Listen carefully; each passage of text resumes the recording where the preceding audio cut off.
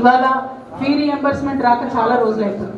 దాదాపు 8,000 crores ఈ state government fee reimbursement ఇవ్వకుండా కూడా విద్యార్థుల్ని సతాయిస్తున్నటువంటి పరిస్థితి.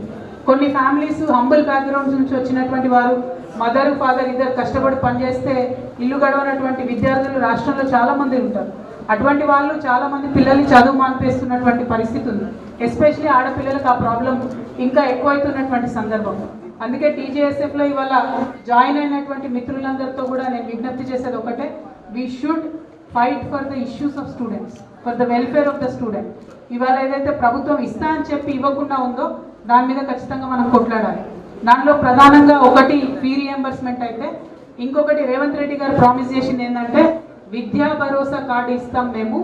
దాంట్లో ఏం చేస్తామంటే ఫీజు కడతాం స్టూడెంట్స్కి, దాంతోపాటు ఒక 5 లక్షలు క్రెడిట్ కార్డు లాగా ఇస్తాము ప్రతి స్టూడెంట్కి, మీరు ఎక్కడంటే అక్కడ దాన్ని స్పెండ్ చేసుకోవచ్చు అని చెప్పి వాళ్ళు వాగ్దానం చేయడం జరిగింది. ఇవాళ టీజేఎస్ఎఫ్ నుంచి మనం గుర్తు చేయాలి మళ్ళీ ఒకసారి గవర్నమెంట్కి, మీరు ఈ ప్రామిస్ చేసిండ్రు, చెప్పింది చెప్పినట్టుగా చేయండి అని గుర్తు చేయాల్సినటువంటి సందర్భం. రేవంత్ రెడ్డి గారు ఏమంటారు, బీసీల కోసం 1.5 year నుంచి మనం జాగృతి నుండి ఫైట్ చేస్తున్నాం. దాని రిజల్ట్ ఏమైంది, వాళ్ళ అసెంబ్లీలో 2 బిల్స్ పెట్టుకున్నాం. ఆ బిల్స్ వెళ్ళి ఇప్పుడు సెంట్రల్ గవర్నమెంట్లో స్టక్ అయి ఉన్నాయి.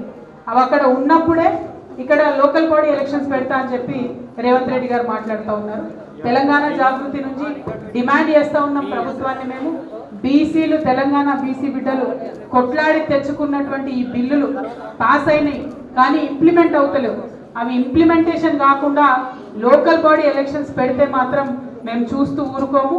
ఖచ్చితంగా బీసీలకు 42% రిజర్వేషన్ ఇచ్చిన తర్వాతనే లోకల్ బాడీ ఎన్నికలు పెట్టాలని కూడా ప్రభుత్వం నుంచి డిమాండ్ చేస్తాం.